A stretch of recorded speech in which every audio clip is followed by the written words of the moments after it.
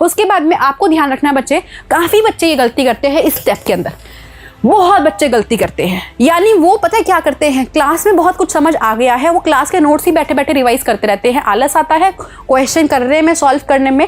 Even मेरी कल ही बात हुई थी कुछ स्टूडेंट्स से, नीट के एस्पिरेंट थे, और वो बच्चे कह रहे थे कि हमें ना ऑर्गेनिक में बहुत डर लग रहा है, जीओसी को इतना डर लग रहा है, पता नहीं क्यों डर रहे थे। कहते हमें बहुत ज़्यादा डर लग रहा है, इतना डर लग रहा है कि मैम हम ना जैसे ही थ्योरी तो पढ़ लेते हैं लेकिन क्वेश्चन करने की हिम्मत नहीं होती है। ये सबसे बड़ी बेवकूफ़ी है जो तुम अगर कर रहे हो तो बहुत गलती है। मतलब 40% बच्चे तुम्हें वेटेज देनी है थ्योरी को, और 60% आपका होना चाहिए प्रैक्टिस। 40% theory, 60% practice.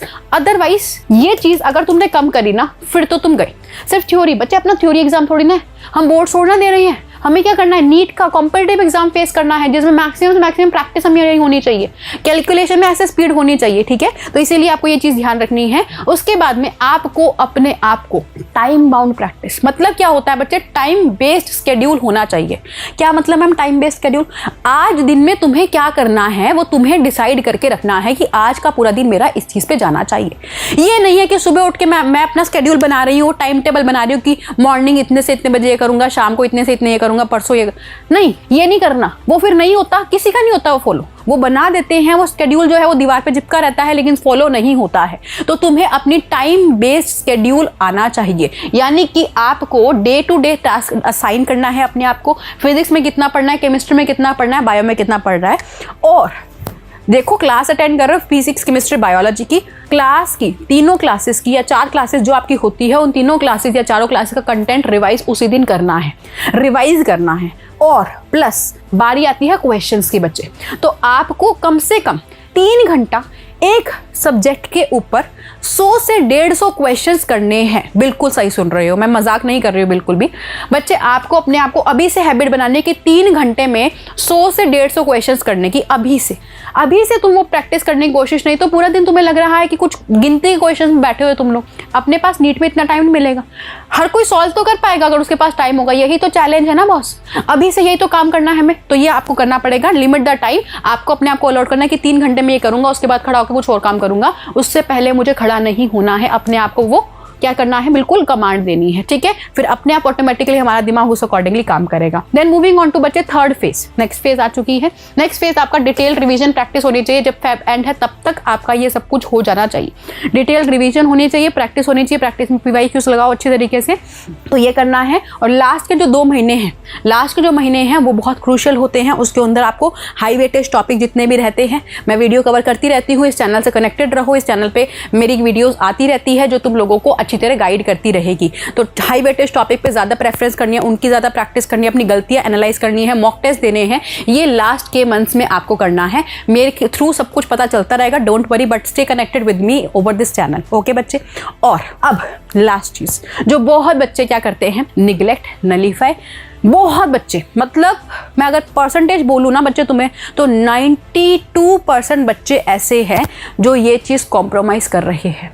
क्या, या तो तुम लोगों ने अपनी स्लीप साइकिल बिल्कुल बहुत गंदी तरह अब्रप्ट कर रखी है, कोई 4 बजे सो रहा है, कोई 5 बजे सो रहा है। बच्चे अगर आपने अपनी स्लीप साइकिल ऐसी ही बना ली तो आप ये सोचो आपकी एफिशिएंसी बहुत डाउन हो चुकी है।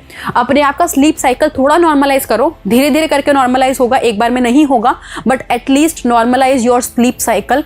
टाइम से सो, टाइम से उठो। आई नो एक बार में नहीं होगा, बट येस ट्राई योरसेल्फ कि आप उसको नॉर्मलाइज कर सको, ठीक है। एफिशिएंसी से पढ़ना है तो स्लीप साइकिल आपका बहुत कम से कम 6-7 घंटे में लेके चलती हूँ कि आपको अपना नॉर्मलाइज स्लीप लेनी चाहिए। ऐसा नहीं है सो ही नहीं रहे हो, पढ़े जा रहे हो बेवकूफ़ों की तरह, कुछ फायदा नहीं है, कुछ दिमाग में नहीं घुसेगा। आपको लग रहा है आप इतना घंटा नोटबुक में पढ़ रहे हो, कुछ फायदा नहीं है, लिख के रख लो।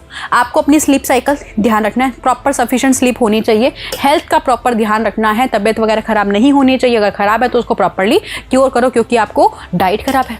डाइट अपनी अच्छी तरह रखो, क्योंकि आपने अगर इस टाइम पे जंक फूड वगैरह, क्योंकि मुझे पता है कोटा का माहौल, मैं देख रही हूँ बच्चों को पूरा टाइम, शाम देखती रही हूँ बाहर बहुत सारे लोग क्या कर रहे होते हैं, कभी फास्ट फूड खा रहे हैं। तो बच्चे डाइट का ध्यान रखो, प्रॉपर सफिशिएंट न्यूट्रिटिव फूड खाओ। ये बातें सुनने में ऐसा लगता है कि मैम बोरिंग सी बात है, हम लोगों को तो पता है ना, तुम लोगों को पता है लेकिन तुम फॉलो नहीं कर रहे हो और इस वजह से इस वजह से तुम्हारी एफिशिएंसी डाउन हो रही है।